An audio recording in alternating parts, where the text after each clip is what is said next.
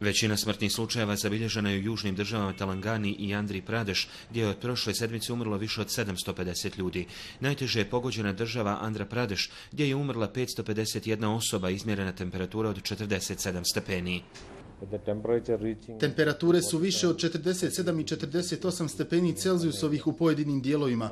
Ljudi se savjetuju kroz različite medije da preduzmu mjere zaštite.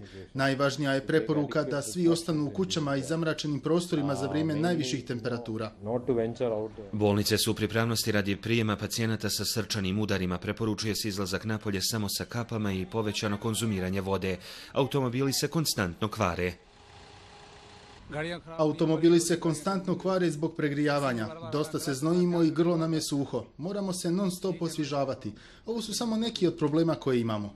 Od nevladinih organizacija zatraženo je da otvore lokacije na kojima se dijeli voda za piće i da budu spremne da pomognu stanovnicima gradova.